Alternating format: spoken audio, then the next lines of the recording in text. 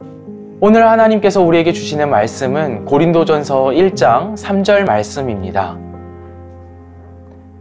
하나님 우리 아버지와 주 예수 그리스도로부터 은혜와 평강이 있기를 원하노라. 아멘. 하나님의 말씀입니다. 하나님께 감사합니다. 오늘 본문에서 사도 바울은 평강이 있기를 원하노라 라고 말하고 있습니다. 우리는 이 인사말을 읽을 때에 평강이 있기를 원한다. 평강이 없으니까 평강이 있기를 그냥 바라는 거구나.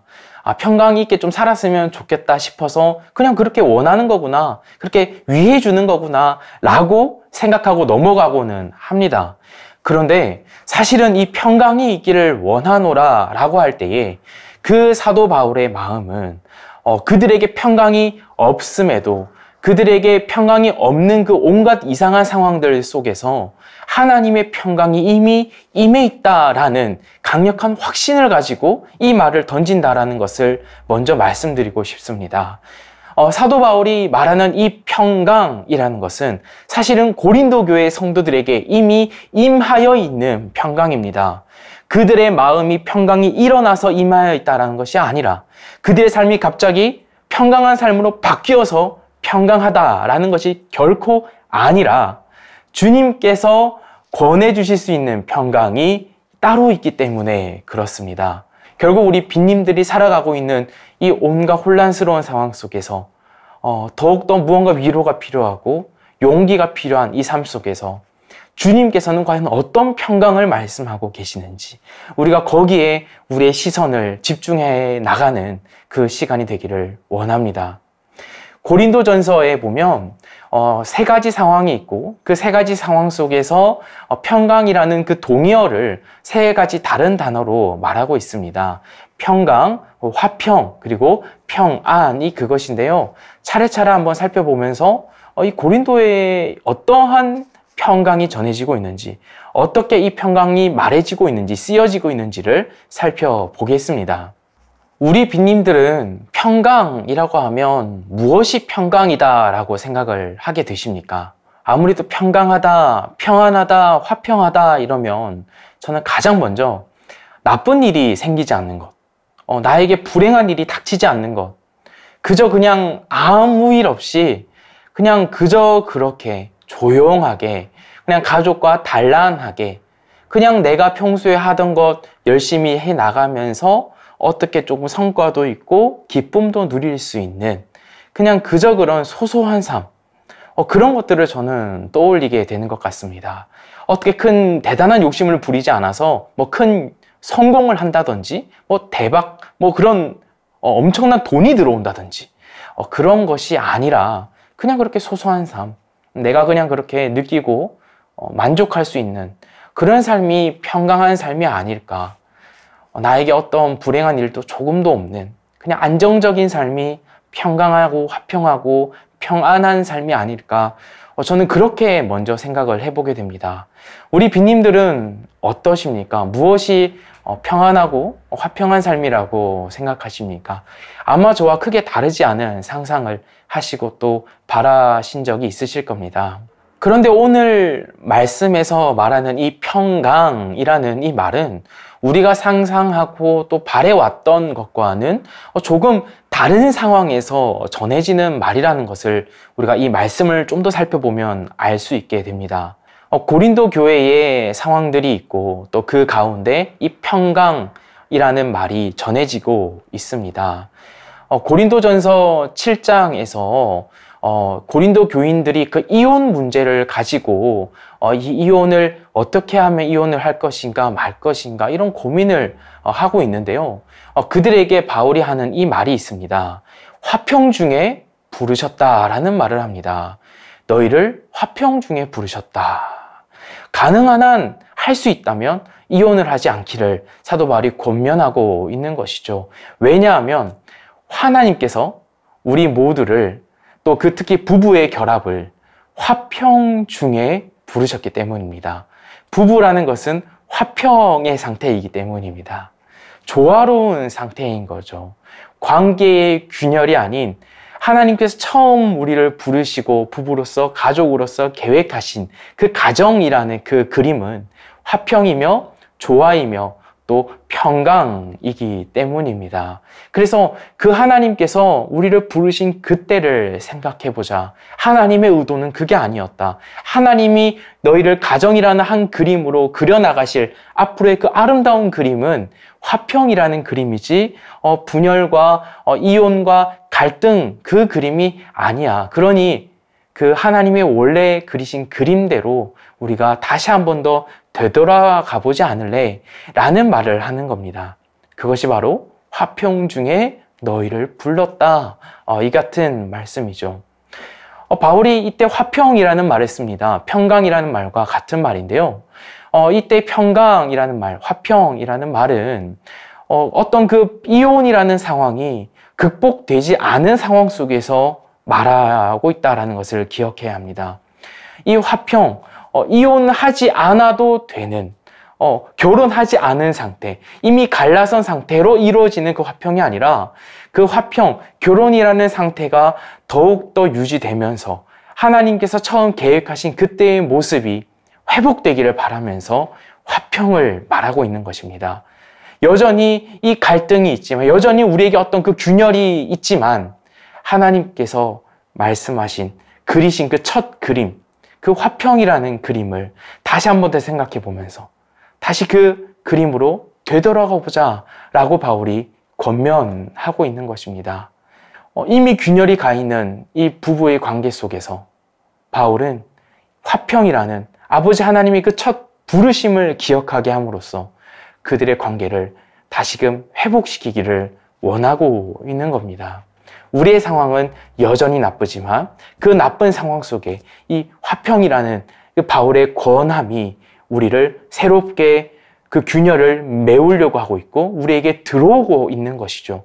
우리의 갈등과 우리의 모든 분란이 이 화평으로 다시금 재해석되려고 그러한 시도가 지금 일어나고 있는 것입니다. 그 출발이 바로 화평으로 너희를 부르셨다라고 하는 그 화평의 메시지로 시작되는 것이죠. 고린도전서 14장에서도 이와 같은 내용을 찾아볼 수 있습니다. 하나님은 무질서의 하나님이 아니시오. 화평의 하나님이시다. 하나님과 이 하나님의 그 성품을 소개하고 있습니다. 어떤 배경이 있냐면요. 지금 고린도 교회 안에서는 어떤 은사의 높고 낮음이라는 어떤 그런 오해와 또 그런 것들로 인한 불신, 과시, 경멸, 그런 일들이 일어났던 것 같습니다. 그 은사를 가진 사람들의 그 태도가 여러 가지 내가 남들보다 조금 더 나은 은사를 가지고 있다. 이러한 오해를 가지고 있었기에 바울은 그 예언이라는 은사를 가지고 있을 때에 그 은사 자체가 중요한 것이 아니라 그 은사로 무엇을 나타내야 하는지, 그 은사의 원래 성격이 무엇인지를 지금 말하고 있습니다. 그 은사의 성격은 무질서가 아니라 화평이다라는 겁니다. 왜요? 하나님께서, 그 은사를 주신 하나님께서 무질서한 분이 아니라 화평을 가지신 분, 화평을 이루시는 분이시기 때문입니다. 그러니 그 하나님께서 주신 그 은사도 당연히 화평을 드러내야 하겠죠? 이 같은 모습 속에서도 우리는 이걸 볼 수 있습니다. 지금 고린도 교회 안에서는 여러 가지 은사 문제로 아주 시끄러워져 있습니다. 그런데 그 안에서 화평이라는 그 하나님의 성품을 드러내면서 사도 바울이 너희가 지금 이런 무질서 가운데 있지만 하나님은 화평한 분이야. 하나님은 화평을 이루시는 분이야. 너희의 그 무질서는 이 화평 안에서 다시금 회복되어야 돼. 라고 말하고 있는 것이죠. 여전히 무질서함이 가득합니다. 그런데 화평한 하나님이 그 무질서함을 극복할 수 있는 우리의 화평의 근거가 되신다라는 겁니다.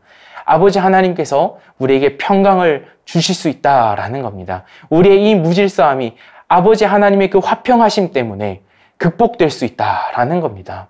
우리의 상황은 여전히 아무 일도 일어나지 않은 것이 아니라 그냥 무질서함에도 불구하고 아버지 하나님의 그 화평하심이 우리의 이 모든 상황을 덮을 수 있다. 그것을 바울은 확신하고 아버지 하나님을 전하고 있습니다. 고린도전서 16장에서도 바울은 디모데를 향한 그 고린도 교회의 태도를 이렇게 부탁하고 있습니다. 멸시하지 말고 평안히 보내어 달라라고 말이죠. 디모데가 이 고린도전서라는 이 편지를 그들에게 전달을 했기 때문에 결국 그 편지의 내용과 그 바울 자신에 대한 그들의 모습에 대한 부탁이기도 합니다. 그러니 지금까지 말한 이 모든 권면들을 무시하거나 경멸하지 말고 이 모든 권면들을 너희가 받아서 이 모든 것 안에서 너희가 화해를 이루어서 그 같은 평안함으로 디모데를 보내어주라.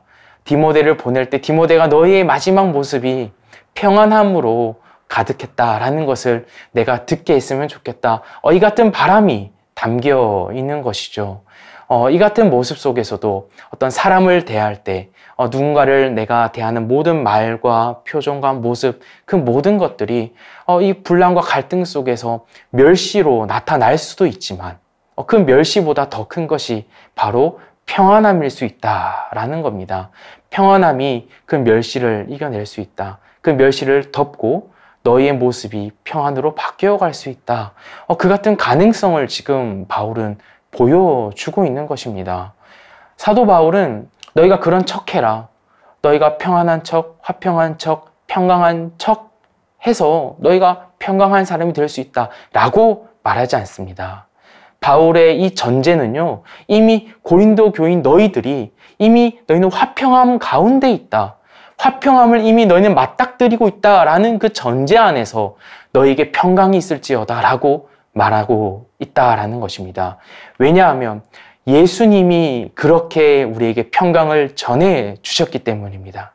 고린도 교회의 그 성도들의 삶에 이 바울의 같은 평강의 메시지가 전해질 수 있다라는 것은 예수님께서 그 같은 모습으로 우리에게, 특히 그들의 제자들에게 오셨기 때문입니다. 전혀 평강을 찾아볼 수 없는 분란, 경멸, 무시, 온갖 갈등들, 균열들, 그 같은 모든 두려움과 불안함 그 상황들 속에서 아버지 하나님께서 그 모든 것을 뚫고 들어오셔서 평강을 전해주셨기 때문입니다. 그렇기 때문에 바울은 그 같은 확신과 전제를 가지고 이미 우리에게 임하여 있는 그 평강을 확신하면서 평강을 전하고 있는 겁니다. 그 모습을 우리는 누가복음 24장과 요한복음 20장에서 볼 수 있습니다. 예수님이 십자가에 달려 죽으시고 장사되셔서 그 제자들 불안하고 혼란스러워하고 두려워하면서 벌벌 떨고 있었을지도 모르는 그 제자들, 그 모습이 나타나고 있는 본문입니다. 이 집안에 제자들이 들어와 있는데 문을 다 닫고 있었다라는 것을 성경이 기록하고 있습니다. 그런데 문을 닫고 있는 그 모습 속에 분명히 문을 닫고 있고 누구도 그 안에 침범할 수 없는 꽁꽁 어떻게 보면 숨겨져 있는 그 제자들의 모습, 숨어 있는 그 제자들에게 예수님께서 그 문을 통과하여 그 안에 나타나셨다 라고 말합니다. 제자들은 문을 닫고 어느 누구도 자기들에게 침범하지 못하도록 자신을 가두고 있었지만 예수님께서는 그 가둠을 해치고 침투하여 그 제자들에게 들어오십니다. 그리고 가장 먼저 하시는 말씀이 이것입니다. 평강이 너희에게 있을지어다 라고 말입니다. 예수님은 이와 같이 평강을 전하셨습니다. 예수님을 잃고 예수님이 죽은 줄 믿고 있고 세상의 그 두려움 때문에 자신을 어떻게 해야 할지 모르는 그 군인들의 그 발걸음을 두려워하면서 숨어 있었던 그 제자들에게 예수님이 직접 그 닫혀있는 모든 문들을 해치고 뚫고 들어오셔서 직접 먼저 말씀하시고 선포하시는 메시지가 바로 이것입니다. 평강이 너에게 있어 얘들아. 왜요? 부활하신 예수님, 바로 그 자신께서 그 평강의 근거가 되시기 때문입니다. 너희가 잃어버렸다고 생각했던, 너희가 이제는 전혀 기대하고 있지 않았던 나에 대한 그 기대와 존재가 다시 회복되었기 때문입니다. 부활했기 때문입니다. 예수님께서 부활하셨기 때문에 그 예수님 때문에 너희가 다시 평강할 수 있기 때문입니다. 제자들의 삶은 조금도 바뀌지 않았습니다. 제자들의 삶은 그 두려운 상황들, 자신을 어떻게 해야 할지 모르는 그 로마 군인들, 자신들을 언제 누가 잡으러 올지 모르는 불안함은 여전히 있었습니다. 그런데 그 상황은 변하지 않았지만 그 안에 예수님께서 뚫고 들어오셨습니다. 그 두려움으로 자신을 가두고 있고 어떻게 보면 불안함 속에 갇혀있던 그 제자들에게 예수님께서 찾아오셨습니다. 그리고 먼저 말씀을 전하십니다. 평강이 너희에게 있다고 말입니다. 제자들의 모습을 한번 상상해 보십시오. 모든 문을 닫고 숨어 있습니다. 그 가운데 예수님이 그 모든 그 제자들의 그 막은 것을 뚫고 들어오셔서 평강을 외치고 계신 겁니다. 이것은 나라는 존재가 이제 왔으니까 다 안심해도 된다라는 말이기도 하면서 동시에 이제 내가 부활해야 해서 내가 이제 부활했고 너희 모든 죄와 사망의 권세를 내가 짓밟았으니 내가 이제는 새로운 평강의 시대를 열었으니 저 로마가 줄 수 있는 평강이 아니라 내가 참으로 줄 수 있는 그 평강의 시대를 이제 열었으니 너희는 이제 이 평강의 시대에 속했다. 평강을 함께 누리자. 이 같은 새로운 선포이며 우리가 앞으로 기대할 수 있는 새 시대의 소망이기도 한 것입니다. 우리는 여러 가지 큰 일을 겪을 때마다 내가 살고 있는 이 모든 이 삶의 배경과 또 나를 감싸고 있는 이 모든 이 색깔이 어두워지고 또 모든 것이 암울해지면서 나조차도 이제 그 안에서 굉장히 주눅들고 억압을 받고 불안하며 실패한 자로서 스스로를 정죄하고 살 때가 얼마나 많은지 모르죠. 그런데 그 같은 우리의 모습, 나를 불안함과 두려움과 실패 속에 가두어 있는 그 나에게 주님께서는 뚫고 들어오신다라는 겁니다. 내가 스스로 평강을 찾아내어서 쟁취해 나가는 것이 아니라 아버지 하나님께서 보내어주신 그 예수님께서 부활하신 주이시기 때문에 정말로 참으로 우리의 주가 되시기 때문에 생명의 주가 되시기 때문에 우리의 그 모든 이 죄와 사망의 권세 아래에 놓여 있는 그 모든 두려움과 불안함과 실패가 다 주님 안에서 짓밟혀 있다라는 겁니다. 더 이상 주님 안에서 고개를 들지 못하는 것들이라는 겁니다. 그 예수님의 그 큰 은혜가, 그 평강이 그 안으로 이미 우리를 뚫고 들어와서 우리에게 평강을 외치고 있다라는 겁니다. 우리가 그 평강의 시대에 살게 되었다라는 것을 성경은 말하고 있습니다. 그 같은 확신으로 바울이 말하는 겁니다. 은혜와 평강이 너희에게 여러분께 있을 것입니다 라고 말입니다. 그 평강의 시대, 이미 우리 빈님들이 살아가고 있는 새로운 시대입니다. 여러분은 평강하신, 화평하신 하나님의 자녀들입니다. 여러분은 평안을 누리실 수 있는 분들입니다. 그 평안 안에서 그 평안을 누리시기를 바랍니다. 평강은 나와 상관없어. 나는 평강과는 상관없는 삶을 살고 있어. 아니면 혹 내가 이 평강을 누리려면 무언가를 내가 이뤄내야 돼. 내가 이것을 성공해야 나는 평강할 수 있는 사람이야. 라고 그 평강의 기준을 높이 두지 말고 이미 한없이 우리가 도달할 수 없는 그 평안을 우리에게 주신 그 아버지 하나님을 우리가 기억합시다. 화평의 하나님이 화평하신 그 예수님의 그 메시지, 평안이 너에게 있을지어다. 그같이 우리에게 찾아오셨습니다. 우리의 모든 두려움과 실패와 불안을 뚫고 들어오셨습니다. 우리의 모든 닫힌 문들을 뚫고 들어오셨습니다. 우리는 막을 수 없는 평강입니다. 결코 우리 빈님들은 그 평강을 막을 수 없습니다. 그 같은 평강을 누리시기를 원합니다. 그 같은 평강을 기대하시기를 바랍니다. 주님께서 어떻게 우리의 평강을 전해주시는지, 그래서 우리 주 예수 그리스도로부터 은혜와 평강이 있을지어다 라고 말하고 있지 않습니까? 주님으로부터 오는 평강입니다. 우리에게 먼저 찾아오신 주님의 평강입니다. 우리의 모든 상황을 뚫고 들어오신 주님의 평강입니다. 이 평강을 기대합시다. 이 평강을 누리시길 바랍니다. 우리 빈님들이 지금 처해 있는 상황들, 두려움들, 온갖 불안감들, 온갖 실패들, 온갖 부담감들, 이 모든 것들보다 더 큰 것이 주님의 평강이요 화평의 하나님이십니다. 고린도 교회 안에 여러 가지 분란과 갈등이 있음에도 불구하고 바울이 평강을 말했던 것처럼 저도 오늘 그 평강의 확신을 가지고 우리 빈님들께 이 평강의 메시지를 전하고 싶습니다. 평강이 우리 빈님들에게 있을 것입니다. 함께 이 평강을 누립시다. 함께 그 평안의 삶을 살아갑시다. 화평의 하나님께서 우리 빈님들과 함께 하십니다. 우리 들은 말씀을 기억하며 기도하겠습니다. 우리의 평강하지 못한, 화평하지 못한 우리의 모든 삶, 상황, 우리 관계들을 주님 앞에 내어놓으면서 이 모든 것 주님의 그 평안으로 덮어달라고 주님께 기도합시다. 우리의 모든 상황들이 너무나도 불안하고 두렵죠.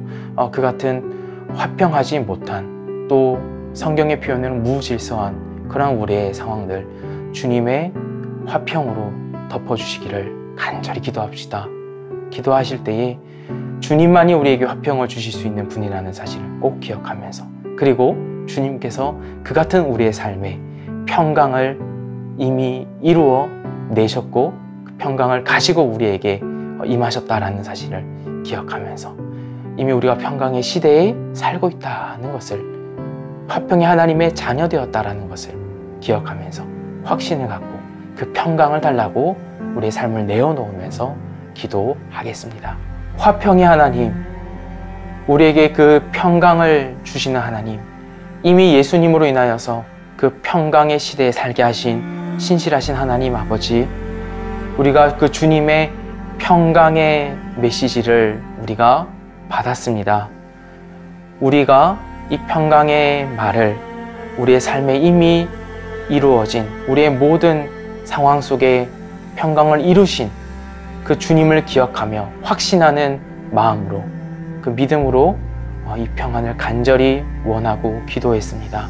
주님, 우리가 평안의 삶을 누리게 하여 주옵소서.